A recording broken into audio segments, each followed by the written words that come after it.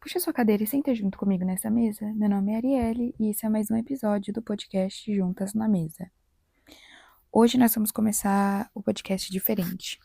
Eu vou ler para vocês dois trechos do livro da Conceição Evaristo, Olhos d'Água. Mais especificamente, trechos retirados do conto, porque o livro é um livro de contos, do conto O Cooper de Cida. Então vamos lá. Cida levou a mão ao peito. Sentiu o coração e os seios. Lembrou-se então de que era uma mulher e não uma máquina desenfreada, louca, programada para correr, correr. Esse outro trecho, ele tá bem no finalzinho, é o parágrafo final.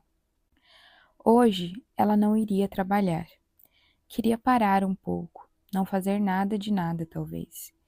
E só então falou significativamente uma expressão que tantas vezes usara e escutara, mas falou tão baixinho, como se fosse um momento único de uma misteriosa e profunda prece.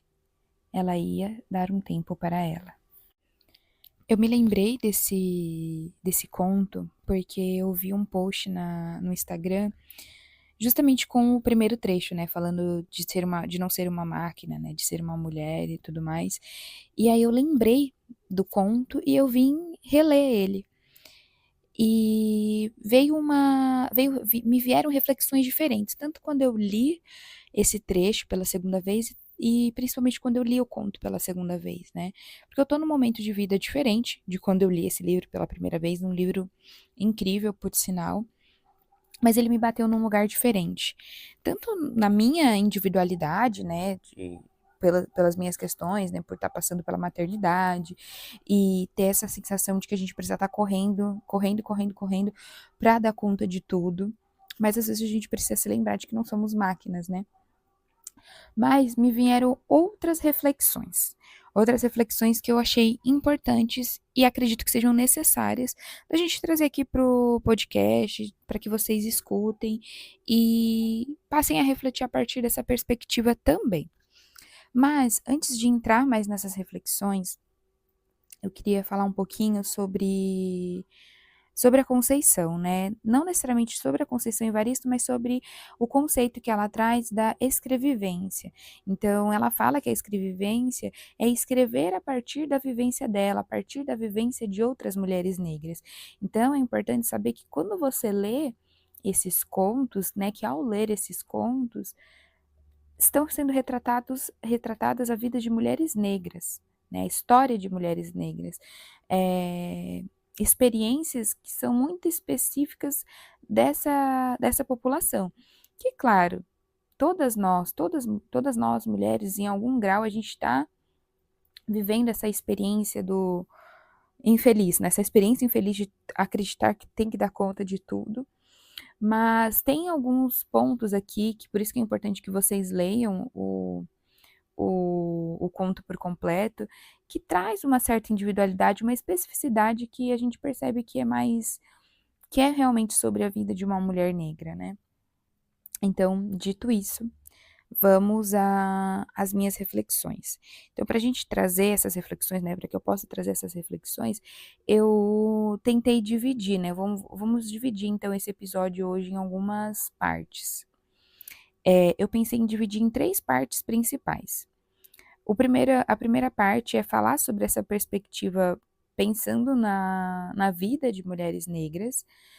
A segunda parte é como esse conto me bateu num lugar pensando na performance de saúde que as pessoas pregam nas redes sociais.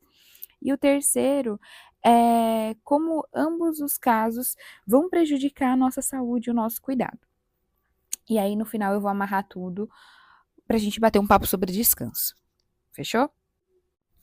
Então, começando pelo primeiro tópico, falar sobre mulheres negras nesse aspecto desse conto, acho importante trazer o conceito, né, do mito da mulher negra forte. Então, acredita-se que a mulher negra ela dá conta de tudo, ela aguenta tudo, ela é mais tolerante à dor, por exemplo, e até por conta disso, especialmente esse fato de acreditar-se que a mulher negra é mais tolerante à dor, é mais forte, existem indicativos de violência, né, índices de violência que demonstram isso.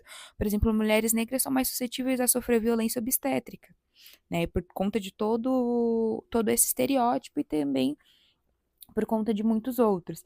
Existe um outro ponto também, é que acredita-se, né, acredita-se não, colocaram a mulher negra apenas em 2 lugares. Criou-se apenas 2 estereótipos de como a mulher negra deve ser. Então, ou ela é a mulher negra cuidadora, né, a mãe preta, ou ela é a mulher negra, a, entre aspas, mulata tipo exportação. E muitas vezes a mulher que está nesse lugar de mãe preta, cuidadora, é essa mulher guerreira que dá conta de tudo, que cuida de todo mundo, mas que não cuida de si. Claro que existe um recorte, né? Eu acho que isso até pode ser um subtópico da gente refletir, que às vezes ela realmente não pode cuidar de si, ela não pode, entre muitas aspas, se dar ao luxo de parar e dar um tempo para ela, né, e tirar um tempo para ela, como a Conceição coloca no final do desse conto. Às vezes não é possível por conta de vários fatores sociais, né, por conta de várias injustiças sociais. Então, o fato de que a mulher negra é a base da pirâmide social, então é a que sofre mais violências, então é a mulher que é atravessada pelo racismo, pelo machismo, pelo patriarcado, é a mulher que às vezes tá ali, é chefe de família, né? Tem vários dados que demonstram isso, que tem muitos lares que são chefiados por mulheres negras, e em sua maioria esses lares chefiados por mulheres negras são lares que estão em algum nível de vulnerabilidade, de insegurança alimentar, né, de alguma vulnerabilidade social. Então, de algum modo, às vezes essa mulher realmente ela não pode parar, né, e dar esse tempo para ela.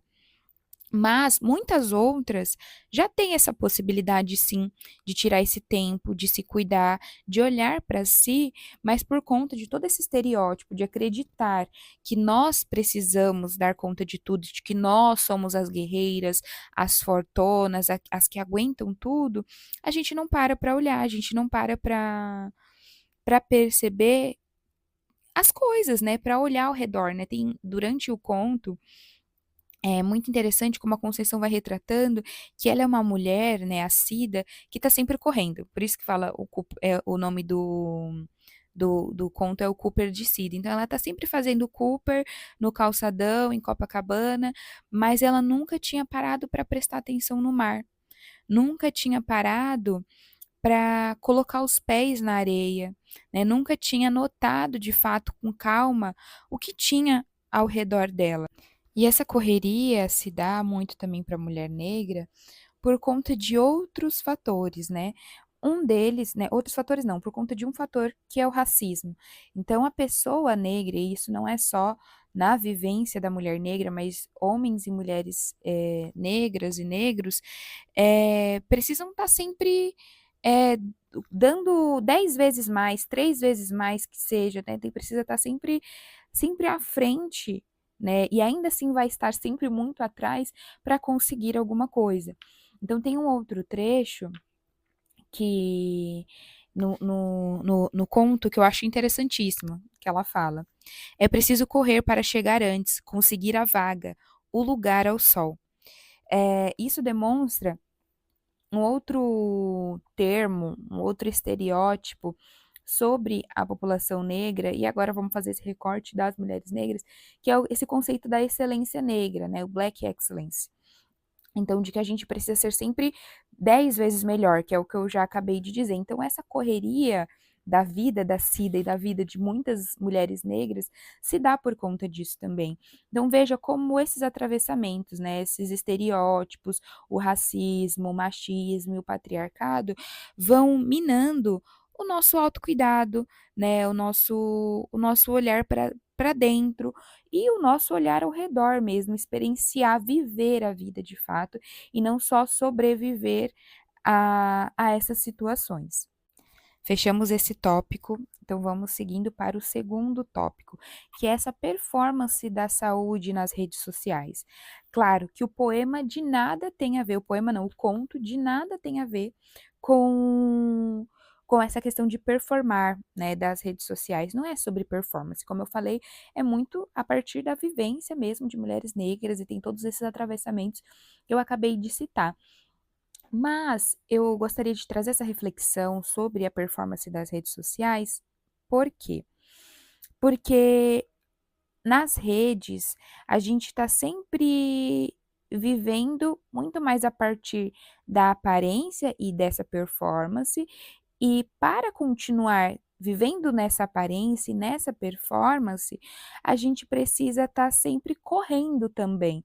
Então, literalmente, essa moda da corrida, né, os corredores, e isso aqui não é uma crítica a corrida, que ótimo que as pessoas estão correndo e se movimentando e se exercitando mais, mas será que todo mundo que entrou nessa onda da corrida está de fato preocupado com a saúde, com o esporte, com o movimento, ou é mais uma questão de performar essa saúde e de performar uma rotina incrível e de como você dá conta de tudo, de como você tem vários acessórios, de como você compra o tênis mais caro, e o óculos mais caro, e a garrafinha específica para caber especificamente no bolso do shortinho da corrida, né. Então será que, tá relacionado de fato com a saúde, ou só esse performar a saúde e consequentemente a rotina perfeita,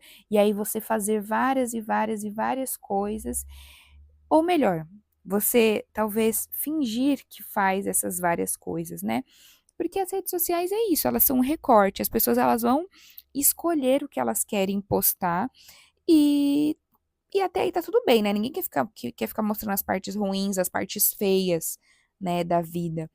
Mas até que ponto essa performance, né, essa questão mais performática do exercício, da rotina, da vida perfeita, tem impactado também o nosso autocuidado, o nosso descanso, a forma como a gente lida com a gente, como a gente lida com o meio, né, com o outro.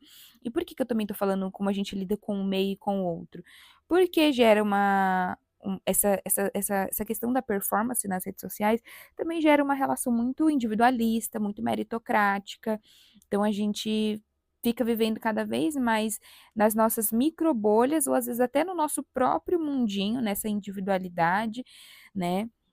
E também a questão do consumismo exacerbado que esse movimento performático de saúde, de esporte, de vida perfeita leva a gente, né. Então é um consumo excessivo, como por exemplo dos acessórios para você poder fazer o esporte, então seja a corrida, seja a musculação, porque para ir para academia tem que estar sempre com um lookinho novo, porque é o lookinho novo que é o pré-treino, quando não é o lookinho novo que é o pré-treino, são os próprios pré-treinos, né, os suplementos em excesso, tudo isso é um consumo exacerbado que já eu ia falar uma hora vai bater na nossa porta, mas não, já está batendo na nossa porta com os efeitos climáticos, né.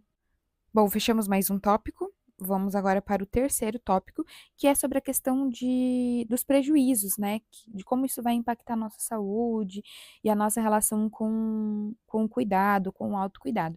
Eu já fui, ao longo dos primeiros tópicos, ponderando, né, pontuando em algum grau de como isso é prejudicial para nossa saúde, mas é que eu gostaria de discorrer mais, né, de falar mais sobre esses impactos. Então vamos fazer primeiro resgatar ali a questão da mulher negra, de como esses estereótipos, de como o fato da gente tem que estar sempre correndo, sendo as melhores, ou estar sempre cuidando do outro e negligenciando o nosso cuidado. E como eu disse, nem sempre a gente está negligenciando, às vezes a gente realmente não tem a possibilidade real de cuidar de si, mas quando a gente tem, muitas vezes a gente negligencia, porque a gente aprendeu nós mulheres negras somos socializadas a colocar o cuidado do outro como prioridade em detrimento do nosso cuidado. Claro, como eu disse, talvez isso não seja só uma experiência individual de mulheres negras. Acredito que mulheres como um todo são colocadas nesse lugar de cuidadoras, né. Mas como eu disse, tem esses atravessamentos do racismo, né, a gente entende que eles colocam a mulher negra num lugar mais abaixo nessa pirâmide social. Então, nesse sentido, a gente não consegue tirar um tempo pra gente, né. A gente não consegue, olhar pra gente e entender os sinais que o nosso corpo tá mandando. A gente não consegue perceber que a gente, às vezes, já está no nosso limite da saúde mental, da saúde física. A gente não consegue tirar um tempo para fazer um exercício, para olhar com mais cuidado para nossa alimentação. A gente sempre vai fazendo o que dá para fazer, a gente cuida muito bem do outro e para nós é sempre, o que dá, né, o que quando sobrar um tempo, eu faço algo para mim. Só que eu tenho refletido muito sobre isso, antes de ouvir no podcast da Lela, porque eu também sou uma gostosa chorona, né, eu escuto bastante a nossa mãe Lela Brandão, e ela falou recentemente sobre isso. Se a gente for esperar o trabalho acabar ou não ter mais demandas para cuidar da gente ou para colocar coisas importantes para nós na nossa agenda, na nossa rotina, a gente nunca vai fazer. Né? Então é preciso que a gente encontre espaços, não só encontre, mas que a gente faça esses espaços existirem quando a gente tem possibilidade. Então, não necessariamente ser egoísta, porque eu acho que cuidar da gente não é ser egoísta. Às vezes a gente fala, tem que ser egoísta um pouquinho. Não, não é egoísmo. É se olhar mesmo. No caso, é você ser mais autocompassiva, você usar da autocompaixão, da autogentileza com você mesmo, entender, nossa, será que não tá na hora de eu marcar um médico? De eu ir ali na UBS? Será que não tá na hora de eu ver se eu tô com as vacinas em dia? Será que eu tomei as vacinas da campanha de vacinação? Isso aqui é uma autocrítica, que eu ainda não tomei minha vacina da gripe, mas vou tomar e vocês também tomem a vacina de vocês. Será que não é necessário eu tirar algumas horas do meu dia só para descansar, para deitar, para não fazer nada, ou para ler mais, para escrever algo sobre os meus sentimentos. Será que não está na hora de eu marcar uma terapia?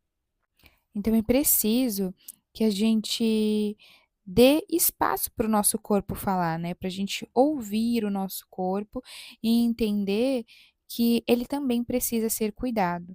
E entender que, apesar desses atravessamentos que são tão doloridos, né, dessas violências que a gente sofre, e às vezes são microviolências e que parecem não doer, mas doem bastante, a gente também merece cuidado, a gente merece, eh, se cuidar, cuidar da nossa saúde, né, fortalecer a nossa saúde. E até pensando sobre isso, entender que autocuidado não é só a gente comprar creme caro, viu, né, ficar gastando, torrando dinheiro com creme caro, com perfume, com coisas e: "Ai, eu estou me autocuidando". Não, autocuidado é isso que eu falei, às vezes é você entender que você precisa marcar um psicólogo, que você precisa ir pra terapia, às vezes é entender que você precisa passar no médico, né, marcar um ginecologista, né, "Como que tá? Já fez o Papai Nicolau esse ano?". Então, cuidar da nossa saúde, autocuidado é isso, é entender que às vezes a gente precisa tirar, descongelar o nosso feijão, né, tirar o nosso feijão da geladeira, para poder comer um arrozinho com feijão no dia seguinte, que é um prato maravilhoso, bastante saudável e nutritivo. Então, autocuidado pode ser também você comprar uns creminho caro e cuidar da sua pele? Sim, pode ser. E também não precisa ser o caro, tá? Eu só dei um exemplo. Pode ser o creminho baratinho também, mas não é só isso, né? Inclusive, eu acho que esse tipo de autocuidado, ele é a cereja do bolo. E se ele é a cereja do bolo, não dá para você fazer ele se você ainda não tem o bolo feito. Então, o bolo feito, a massa, os ingredientes, né, então a farinha, o ovo, o açúcar, o fermento, eh, são todas essas coisas anteriores que eu citei, né, que elas de fato eh, vão construir uma saúde mais forte. Então, procurar tempo para fazer exercício físico, tentar arranjar um tempo para movimentar mais esse corpo, né? São essas coisas que vão fortalecer mais a sua saúde, o seu senso de autocuidado. Agora vamos falar de como essa performance, né, ela prejudica a nossa saúde. Eu acho que, em primeiro lugar, vem muito um prejuízo na nossa saúde mental, né? Porque você acaba consumindo bastante esse tipo de conteúdo, então a gente, consome em excesso esse tipo de conteúdo de pessoas se cuidando, de pessoas aparentemente se cuidando, né, performando essa saúde, querendo parecer e não necessariamente ser saudáveis, e aí a gente começa a idealizar essas rotinas, essas formas de cuidado, como as formas de cuidado certas, né, e pior, como as únicas formas de cuidado, e aí a gente não consegue ter exatamente essas formas de cuidado. Por exemplo, né, eu consumo também conteúdo, né, eu estou nas redes sociais e por ser nutricionista eu recebo muito conteúdo relacionado a exercício, emagrecimento, alimentação. Então o hype do pilates me pegou. Eu tenho muita vontade de fazer pilates. Só que hoje, para minha realidade, não é acessível eu fazer pilates, não é financeiramente acessível e nem tão no sentido físico, né, de espaço, não tem estúdios relativamente perto, mas por conta de várias questões, né, por conta da rotina com o bebê, não seria tão fácil assim para mim ir ao pilates, mesmo que eu tivesse o dinheiro para pagar o pilates. Então, se eu idealizasse o pilates como a única forma certa de fazer exercício e a única forma certa de autocuidado, né, e de cuidado desse corpo, de movimento para esse corpo, eu ia me estagnar. E além de me estagnar, eu ia me sentir muito mal por a ia me sentir não, me senti por muitas vezes muito mal por eu não estar conseguindo fazer o pilates, por eu não estar indo bonitinha, com a roupinha bonitinha ali para o pilates, no horário de herdeira. Então, para mim, em primeiro lugar, vem esse impacto na nossa saúde mental, por conta da comparação, por não conseguir performar a vida que a blogueira performa, e isso vai gerando uma percepção subjetiva em relação à nossa própria vida, né, a gente passa a enxergar a nossa vida sempre como uma vida ruim, né, porque a vida da outra pessoa, né, dessa blogueira, da influenciadora, ela sempre é tão melhor, ela tá fazendo sempre coisas tão incríveis, né, e performando tão bem essa saúde, que no caso eu tô usando o termo saúde, mas a gente pensa, ela tá sendo tão saudável, tem uma rotina tão boa e eu tô aqui com a minha rotina ruim, não consigo fazer exercício, não consigo fazer isso, não consigo fazer aquilo, só que se eu fosse olhar de fato para minha rotina, eu estivesse de fato preocupada, né, dando atenção para minha rotina, eu ia perceber que eu consigo fazer muitas coisas também, que minha rotina ela não é perfeita, a da blogueira também não é, ela só posta as partes boas, mas que a minha rotina não é perfeita, mas que eu consigo fazer coisas, eu consigo fazer exercício pelo menos umas 2 ou 3 vezes na semana. Não, não é o pilates, não, não é, mas eu consigo me exercitar, eu consigo me movimentar, eu consigo dar conta, entre muitas aspas, não de tudo, mas dou conta do meu trabalho, cuido muito bem do meu filho, cuido da minha casa, então eu ia começar a perceber melhor essa minha rotina e não ia ficar tão desnivelada essa minha percepção em relação à minha própria vida, a minha satisfação com a minha própria vida. Outra coisa que essa questão da performance vai gerar muitos prejuízos na nossa saúde, é pela questão do incentivo exacerbado do consumo de suplementos. Então a gente começa a acreditar também que esses suplementos eles são necessários para a gente ter uma boa saúde, e aí a gente quer consumir esses suplementos e muitas vezes não tem necessidade. A blogueira ela só está divulgando aqueles suplementos porque ela tem um cupom de desconto e esse cupom de desconto reverte dinheiro para ela quando você compra.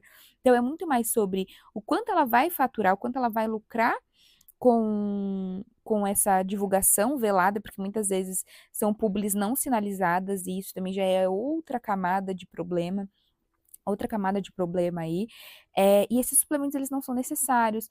Gera também um prejuízo à nossa saúde financeira, que tem muito a ver também, e a gente deveria falar mais sobre isso quando a gente fala de autocuidado e de saúde, porque a gente acha que a gente precisa estar gastando muito para ser saudável. Claro que existem muitas camadas aí nessa questão do ser saudável, do ser saudável gastar mais ou não, porque a gente sabe que hoje em dia os alimentos ultraprocessados eles acabam sendo muito mais acessíveis, para algumas pessoas, e gera essa sensação de que tá muito difícil, muito caro ser saudável e em algum grau sim, mas não necessariamente nesse grau de performance, porque nesse grau dessa performática de saúde, a gente nem tá falando de alimentos, né, porque elas vendem uma vida saudável a partir de cápsulas, de pós, de suplementos e não necessariamente de uma abobrinha, uma fruta, um legume, uma coisa assim para comer, um alimento in natura, né, então gera muitos prejuízos também para a nossa saúde financeira por conta do consumo excessivo de suplementos, mas por conta do consumo excessivo de produtos que estão relacionados a essa performance de saúde. Bom, fechamos mais um tópico e vamos agora conduzir para o último tópico, vamos para o final desse episódio. Eu deixei para o final para a gente falar sobre a questão do descanso, de como é importante a gente legalizar o descanso, porque em ambos os tópicos, tanto o relacionado à mulher negra quanto da performance, não há espaço para o descanso. Né, a mulher negra ela não dá espaço para o descanso, porque ela precisa estar sempre correndo, assim como a Cida, precisa estar sempre nessa função de máquina louca desenfreada, dando conta de tudo, para conseguir a vaga, para conseguir o seu lugar ao sol. Mas também na performance das redes sociais também, né, não tem espaço para um descanso de fato. As pessoas elas têm começado a performar um certo descanso e performam também um descanso nas redes sociais, e isso não é uma crítica agora ao que eu vou dizer, especificamente ao Bobbie Goods, por exemplo, porque eu também comprei Bobbie Goods para pintar, mas você não precisa ter o Bobbie Goods, pintar o Bobbie Goods de fato, para você estar descansando. Então eu vejo como se corrompeu também essa questão do descanso nas redes sociais e se tornou mais uma performance, não tem esse espaço para descansar de fato, né, você tem que estar sempre o descanso ele virou mais uma produção de conteúdo, e se é uma produção de conteúdo, também é trabalho em algum lugar, né, então a gente precisa legalizar o descansar mesmo, e descansar sem performar, sem ser um descanso que precisa ser bonitinho para postar depois. Às vezes descansar, como eu disse, às vezes você ir para o seu quarto, deitar e ficar olhando para o teto sem fazer nada, só descansando ali, olhando, refletindo. Mais um exemplo que eu ouvi no podcast Gostosos Também Choram. Às vezes é você ficar ali alguns minutos contemplando a paisagem, olhando pela janela, mesmo que às vezes a sua paisagem não seja das melhores, mas você dá um descanso ali para sua cabeça, né. E isso agora que eu vou dizer é uma autocrítica, a gente não dá espaço para o silêncio. Eu não dou espaço para o silêncio. Então, tudo que eu tô fazendo ouvindo podcast, eu tô assistindo algum vídeo, eu tô ouvindo alguma coisa, então eu tô sempre, ocupando esses silêncios da minha cabeça, que poderiam ser silêncios que poderiam proporcionar, em algum grau, um certo descanso para minha mente, com outras coisas, eu tô me ocupando. Então vamos legalizar esse descanso, não vamos nos culpar por descansar. Eu entendo que tem os atravessamentos por sermos mulheres e que a gente tem que dar conta de tudo. Tem não, né? Impõe-se que temos que dar conta de tudo, mas às vezes é necessário descansar. É necessário e é importante. E eu sei que essa palavra está batida, mas eu acredito que descansar pode sim ser um ato revolucionário. Nessa sociedade onde tudo é produtividade, performance, descansar pode sim ser um ato de revolução, né? Você dá uma pausa, você fazer como a Cida, desacelerar. E entender e não só usar a expressão: "Ah, eu preciso dar um tempo para mim", mas de fato dar-se um tempo para si, descansar de fato, olhar para dentro, ficar com seus silêncios e entender que tá tudo bem se você descansar, que não é o fim do mundo, que o mundo vai continuar funcionando e que você descansando ou não, por isso escolha descansar, você não vai dar conta de tudo. Bom, eu sinto que eu gravei esse episódio muito num movimento de algo que eu também precisava ouvir, mas eu sinto que vocês aí que estão me ouvindo também precisavam ouvir isso. E, portanto, eu espero que tenha sido um bom episódio, que tenha feito sentido para vocês, que eu tenha sido uma boa companhia ao longo desses minutos. E agora vamos aos avisos e pedidos finais de sempre. Então, me acompanhem nas redes sociais, eu tenho 2 Instagrams, o @arielnutri e o @juntas.namesa. Nesse último eu posto cortes e reflexões que surgiram aqui nos episódios. Vai ser muito importante, muito legal ter vocês me acompanhando nessas redes. Não deixe de avaliar aqui no Spotify com 5 estrelas, sigam o podcast também aqui no Spotify. Se você está me ouvindo pelo YouTube, deixa o seu like, se inscreva no canal e um abraço, um beijo, te espero no próximo episódio. Tchau, tchau.